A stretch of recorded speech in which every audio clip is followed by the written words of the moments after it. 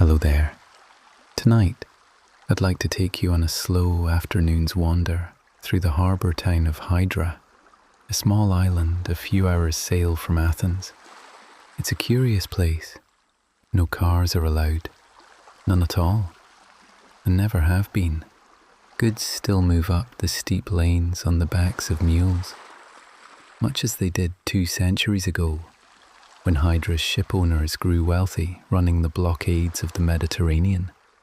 The houses are pale stone, with terracotta roofs, tumbling down to a horseshoe bay, and the light, at this hour, turns everything the colour of honey. And if these stories help you sleep, you should download our app. It's called Tonight. You pick a story, choose your favourite voice, and set a timer. And it all fades out on its own once you've drifted away. No more waking at 3 in the morning to reach for your phone and shut it off. It's a free download. The link's right below this video. Take a moment now to settle. Close your eyes if you'd like to. Place a hand on your stomach if it feels good.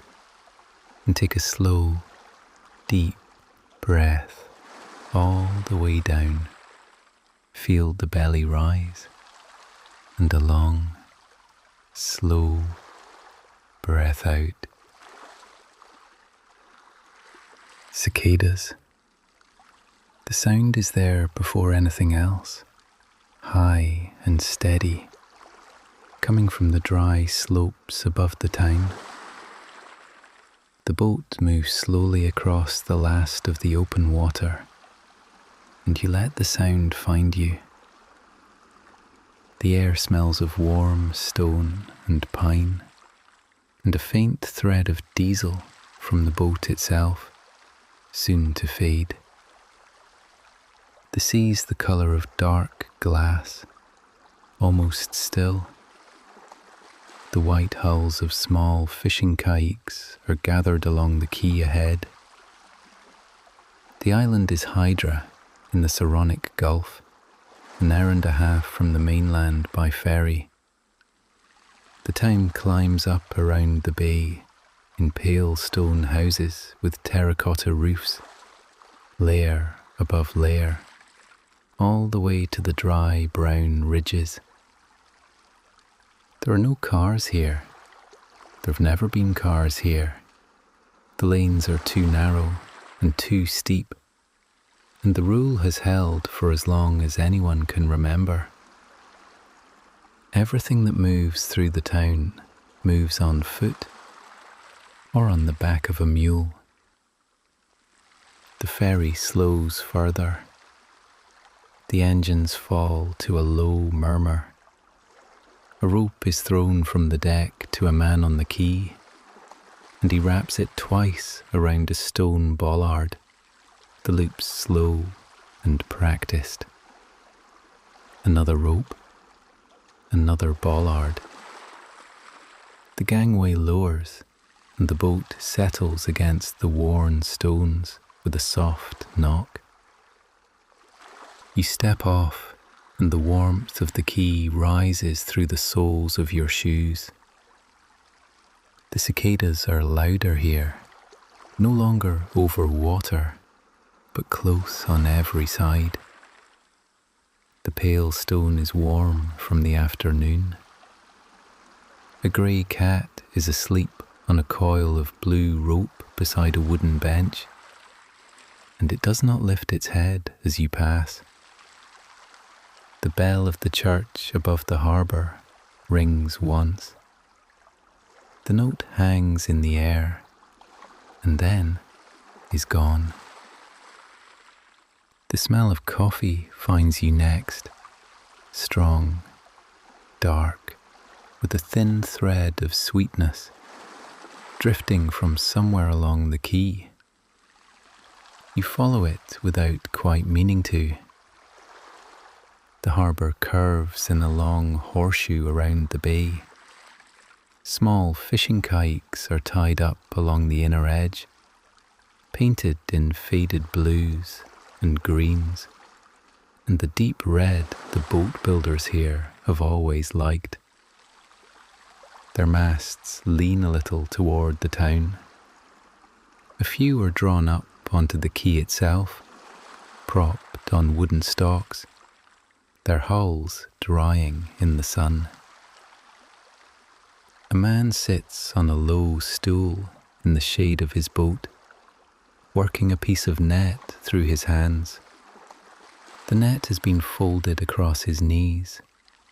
He pulls a thread tight, ties it off, moves on. He does not look up. The water at the edge of the quay is so clear you can see the stones at the bottom. Small silver fish hang in it, barely moving. A scrap of bread drifts past on the surface, and one of the fish rises to look at it, considers, and slips down again. Further along, a row of small tables has been set out under a faded blue awning. The kafenion. A copper breaky rests on a small, portable stove behind the wooden counter, and the coffee smell is heaviest here. The houses behind the quay rise 3 stories, their shutters painted in soft greys and greens, their walls washed in pale lime. Many of them are from the late 18th century, when Hydra grew rich from its trading ships, and its captains built tall stone houses, one above another up the slope. The shipping is long gone, but the houses are still here. They look out over the harbour, as they always have. A boy walks past with a long pole over his shoulder. He carries only the pole. He goes by without a glance and turns up one of the side lanes and is gone. Your shoulders have softened. The boat behind you is quiet now. The engine's off. The stone under your hand is warm where you steady yourself at the corner of a wall. The lane turns away from the harbour and begins to climb. The pavement is made of pale, flat stones, smooth from generations of footfall, with whitewashed lines drawn carefully around each one. In the early hours, women come out with brushes and repaint the lines where the rain has faded them. Today, the work is already done. The stones look like a quiet, pale grid leading you upward. Walls of pale stone rise on either side. Doors are painted blue or green or the deep, dusty red of old earth. Bougainvillea climbs over the walls, deep magenta against the white, and a single sprig has fallen onto the lane and lies there, bright against the pale. You pass a stone archway with a wooden door pulled half closed. Through the gap, you can see a small courtyard inside, a lemon tree in a tin pot, a small wooden chair, a coiled green hose. The courtyard is empty. No one is in it. The lane keeps climbing. The cicadas are still steady from the slopes above. Your hand brushes a wall as you walk, and the stone is warm under your fingers, even in the shade. A woman has hung a row of washing on a line between 2 upper windows.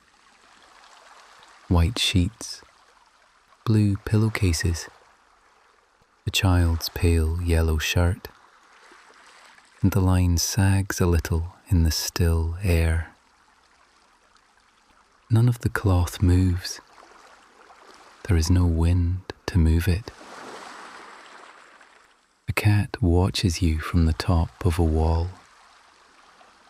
Then it loses interest and lies down with its chin on its paws. You take the steps at your own pace. Where the lane forks, you go left, then right, then left again. None of the choices matter much. The lanes all go up, and they all come back down. A clay pot stands beside a doorway with a small basil plant in it. The leaves are bright green and very fresh. Someone has watered it not long ago. There is a small puddle of water on the stones beneath the pot, drying slowly. The blue plastic broom leans against the wall beside the pot, its bristles worn. A faint click somewhere. The soft sound of worry beads moving through a man's fingers. The lane opens a few steps later into a small square. There is a stone wellhead at the centre, capped now and unused, and a single broad plane tree throwing thick shade across half the square. Beneath the tree, a few mismatched chairs are set around two small metal tables. This is another kafenion, older than the one by the harbour, with no awning and no menu. Just the chairs and the tables, and a small dark doorway beyond. An older man is sitting at one of the tables. He has a small glass of water in front of him, and a tiny white cup of coffee, and a string of dark amber worry beads in his left hand. He clicks them slowly through his fingers, one bead at a time. He nods to you, and you nod back. You sit at the other table. After a moment, a woman appears in the doorway, wiping her hands on a cloth. She looks at you and then at the table. "Coffee," she says. She goes back inside. The shade under the plane tree is deep and cool.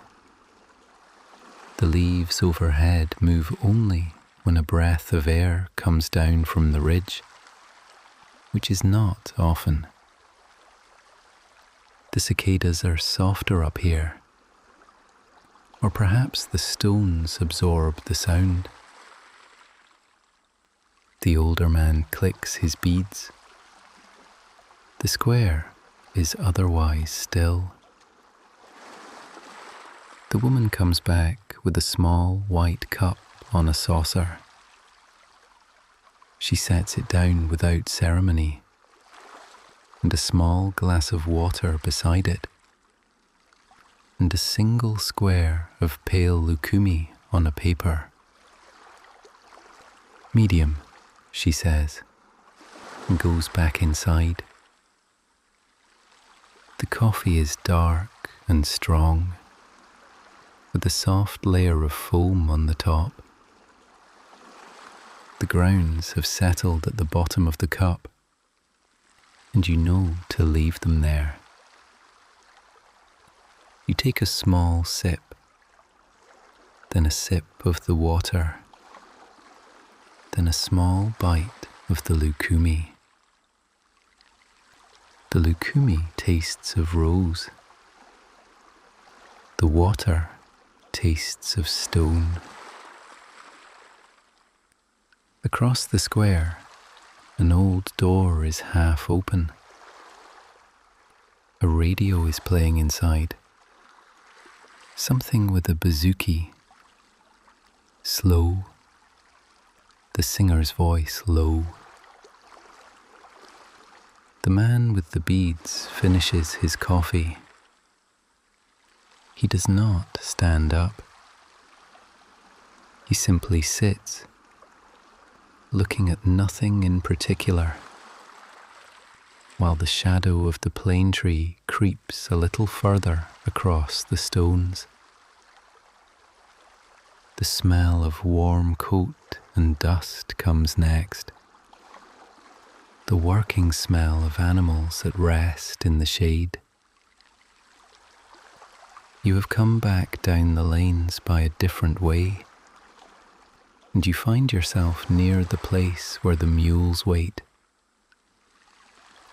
There is a stretch of shaded ground along the inner edge of the harbour, where the quay widens and the long iron rail has been set into the stone wall. The mules stand tied to the rail. There are perhaps 6 of them this afternoon, broad-shouldered, calm. Their coats are brown and grey, and one is the colour of pale cream. They stand with one back hoof cocked, resting, and their long ears swivel slowly toward each new sound from the boats below. The mules do all the carrying on Hydra. No vans, no carts, no scooters. If a thing has to move from the quay up into the town, it moves on the back of a mule. Boxes of vegetables from the morning ferry. Sacks of flour for the bakery. Bottles of gas. Crates of beer. Suitcases for the small hotels. Sand and cement for whatever wall is being repaired. Everything. The muleteer is just beginning to load one of his animals. He is a thin man in a faded blue shirt with a sun-creased face and a soft white cap. There is no hurry in him. There is a small pile of goods on the stones beside him. 3 cardboard boxes. 2 long flat parcels wrapped in brown paper. A clear plastic crate of bottled water. And a paper sack tied at the neck with twine.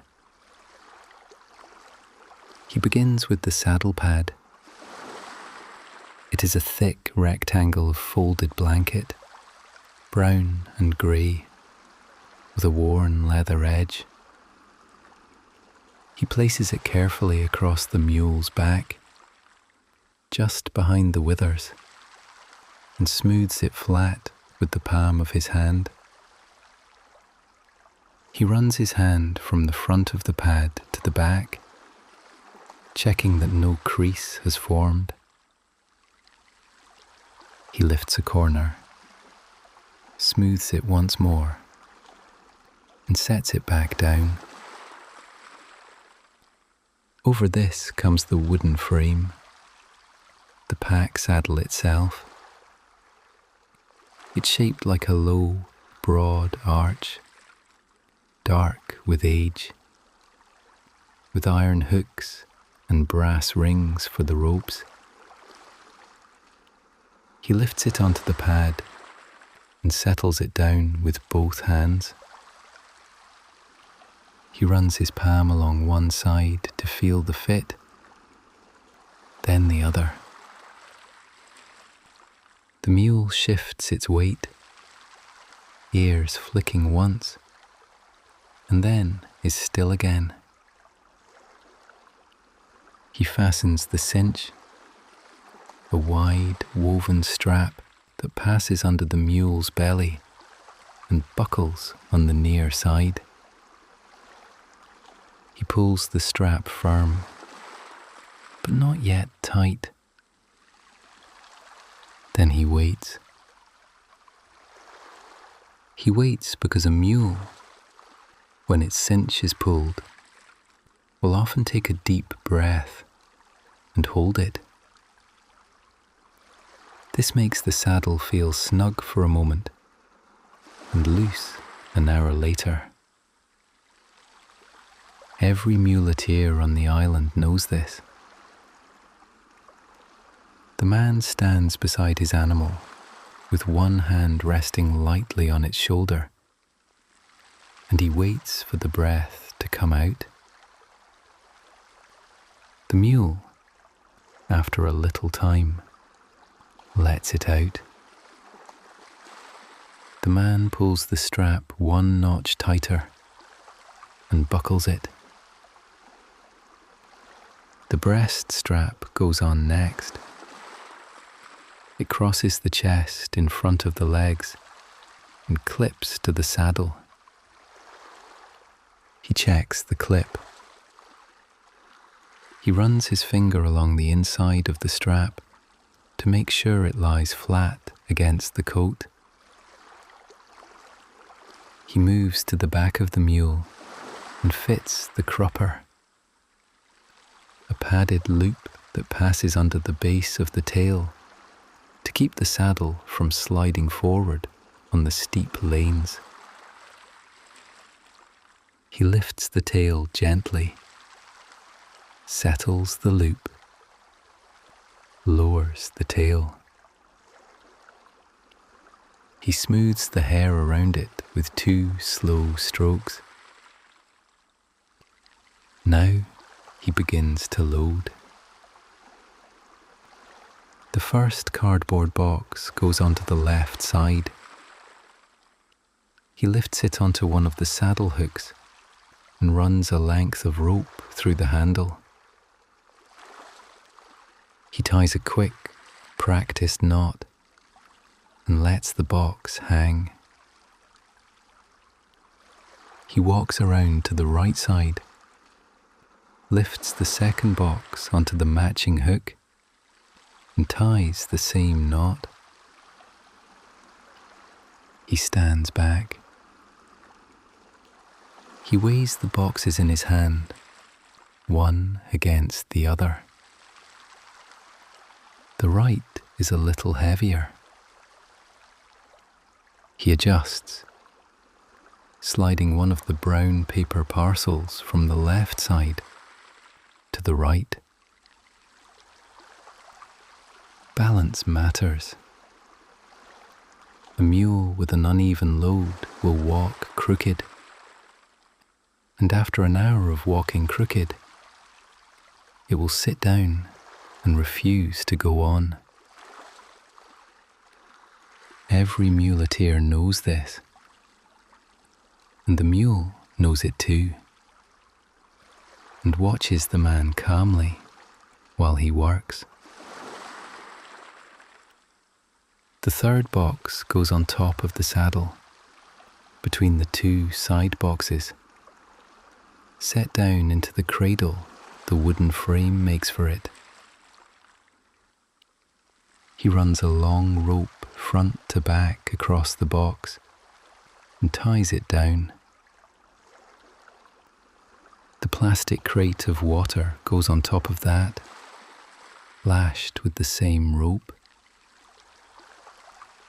The remaining brown paper parcels are slid into the gap on the near side.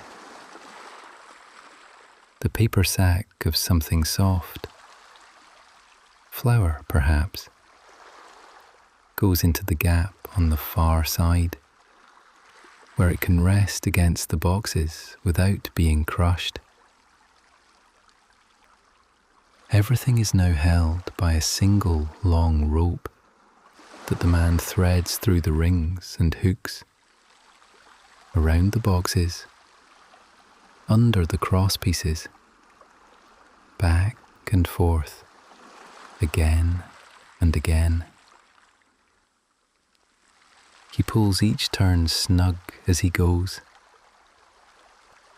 The rope finds its way through every part of the load, binding it into one steady piece. He ties the end with 2 simple loops and tucks the tail under. He stands back. He looks at the load from one side, then walks around the mule and looks at it from the other. He puts his hand on the highest part of the load and pushes gently. Nothing shifts.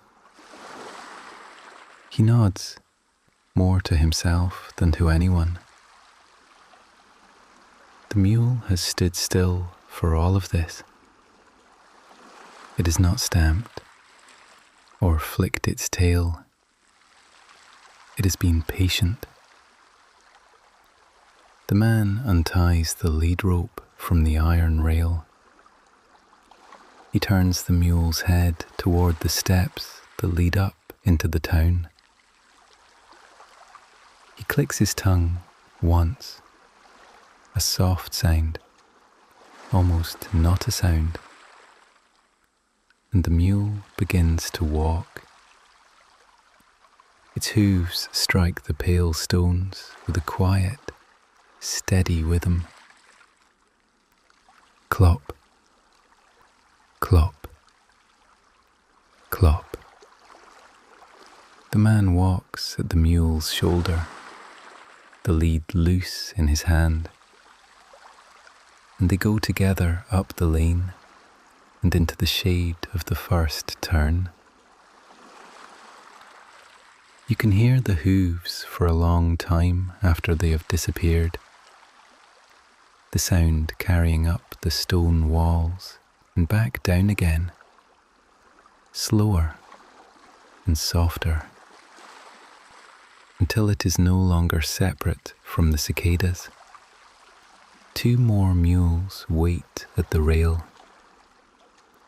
The next muleteer is already laying out his pad. Warm bread drifts on the air, somewhere close. The smell pulls you a little further along the lane, around one more corner, to a low doorway with a faded blue sign above it. The bakery. Inside, the long table is dusted with flour, and a row of round loaves is cooling on a wooden rack along the back wall. Their crusts are dark and crackled. The smell is yeast and toasted wheat, and a faint warmth that fills the whole small room. A bag of flour stands open by the door, its top rolled down. A small cat is asleep on a sack beside it. A paper invoice has been stuck to the wall with a piece of tape, the corners curling.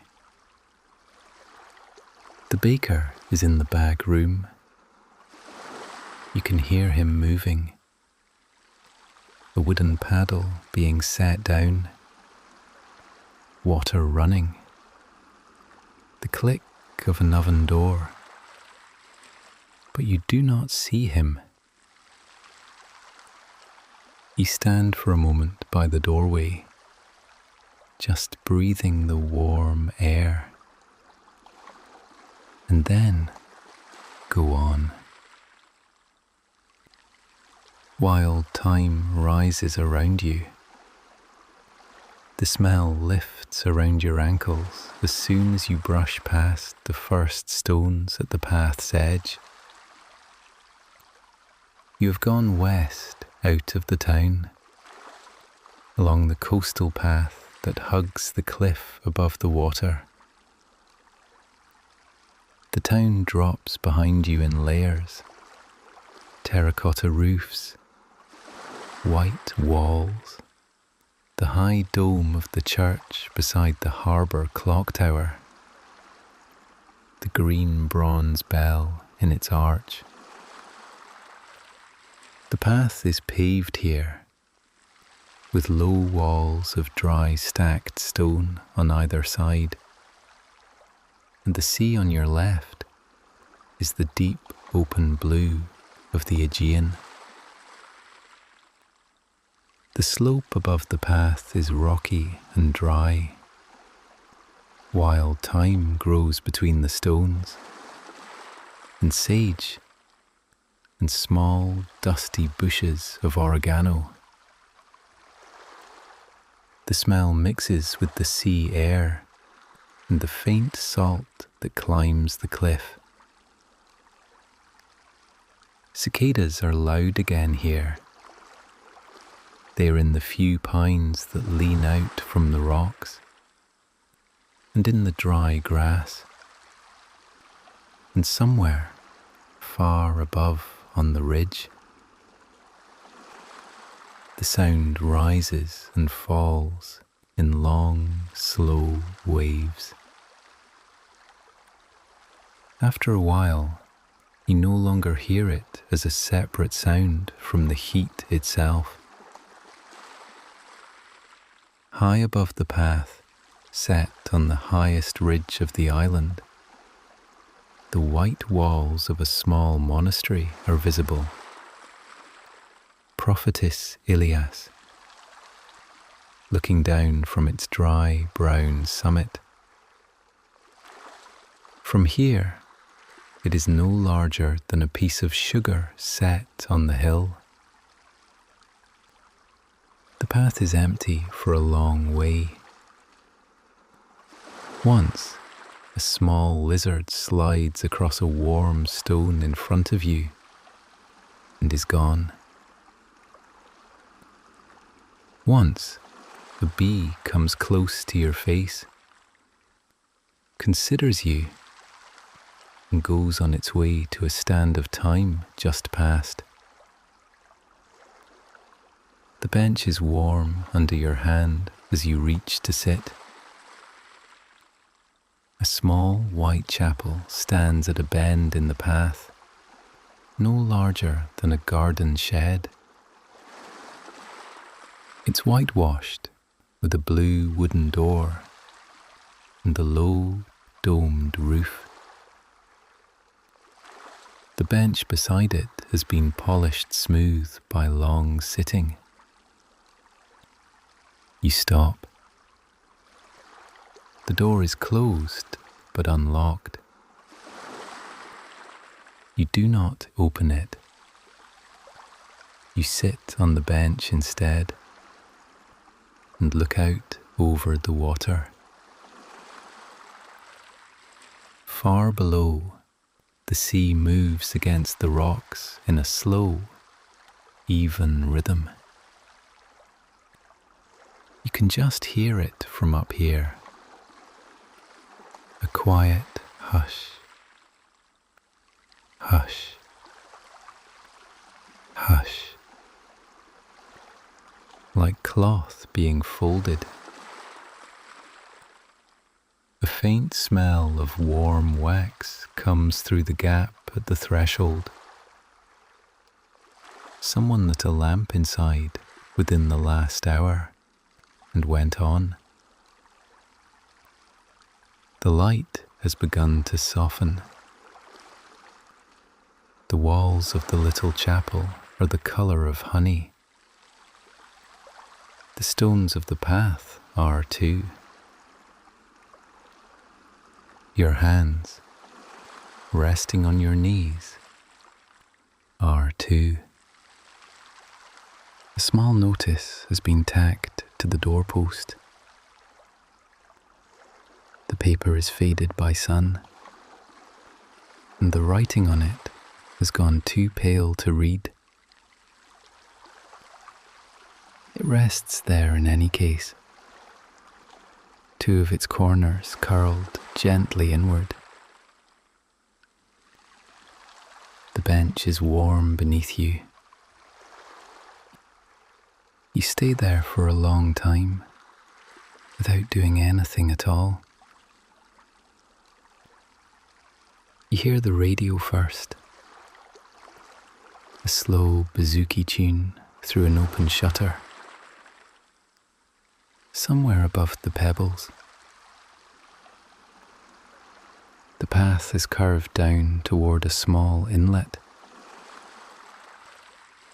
This is Kamini, a hamlet of perhaps a dozen houses, with its own little harbour for fishing boats,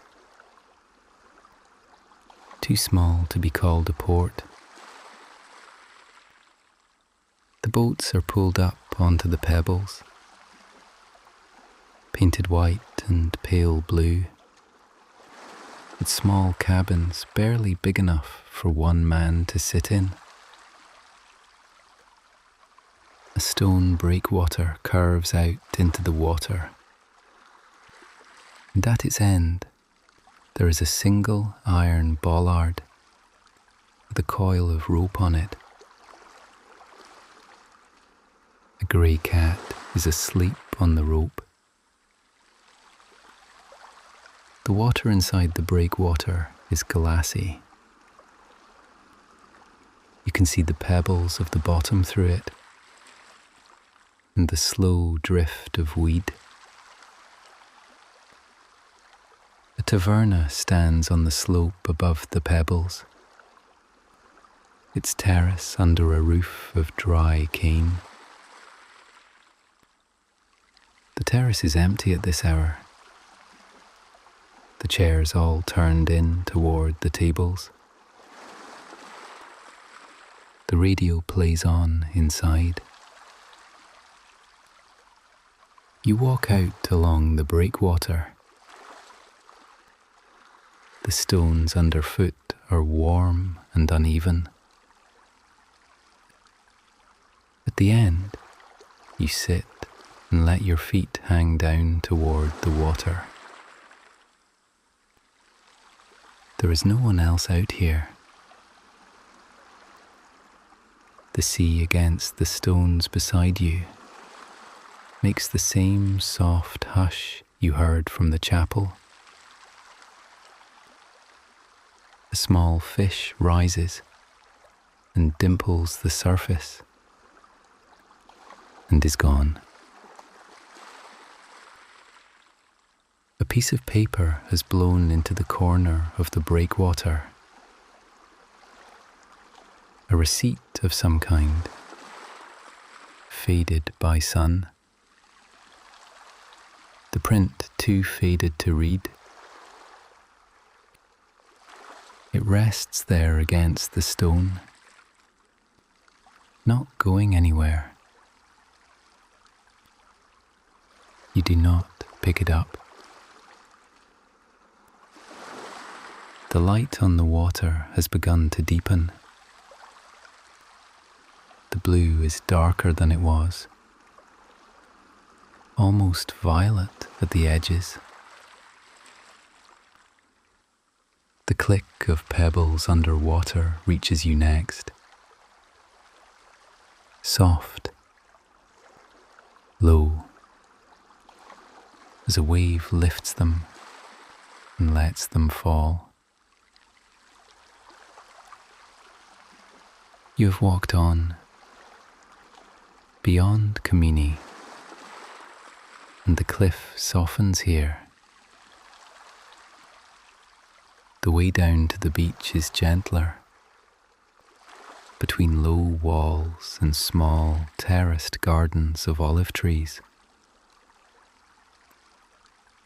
The olives are old, with thick, twisting trunks. Their leaves are silver grey on the underside. When a breath of wind comes down the slope, the leaves turn over together, and the whole grove flickers pale for a moment then settles. Fleecos Beach is pebbles, not sand. Smooth, grey and white pebbles. You walk down to the water's edge. The sea is clear to the bottom for a long way out. You can see the pebbles on the sea floor, lit by the sun, and the gentle ripples of light moving across them. A small wooden footbridge crosses a dry stone gully at the back of the beach. It's old. 3 or 4 planks resting on stone piers, with no rail. You cross it slowly. The planks knock gently underfoot. A few small tavernas are set along the back of the beach. One has blue tables in the shade of a tamarisk tree, and another has a single long table under a vine pergola, where the grapes are still green and small. You sit at one of the blue tables under the tamarisk. The waiter brings water without being asked, and a small plate of olives, and a basket of bread he has just sliced. The carafe is cool against your palm. The olives are dark and salty, with a faint taste of lemon and oregano. The bread is dense and a little sweet, baked in a wood oven not far from where you sit. You eat slowly. The cicadas are quieter here, drowned out by the click of the pebbles as a small wave lifts them and lets them fall. Click, click, click, and the slow hush between. A wooden boat is anchored just offshore. It rocks once, twice on the small swell.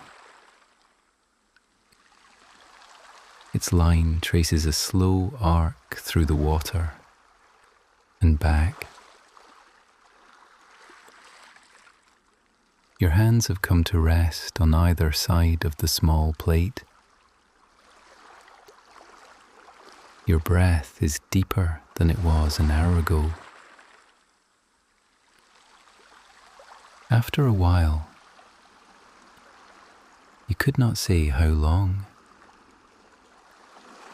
The light shifts. The honey deepens. The shadow of the tamarisk has crawled across the table without your noticing. The radio at Kamini has played 3 or 4 songs you have not really heard. The stones underfoot are still warm as you stand. Eventually, and start back the way you came.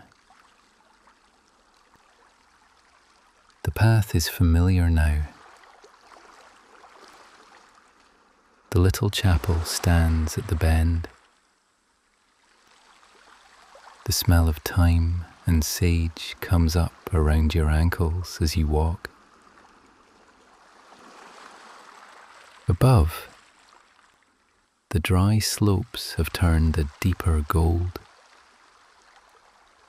The town comes back into view, layer above layer, the terracotta deeper than it was, the white walls warmer. The clock tower is in shadow now, the bell hanging dark in its arch. A boat, far out on the water, is drawing a long, pale wake behind it. You walk down the last of the paved path, with the soft hush of the sea on your left, and the stones of the lane warm beneath your shoes.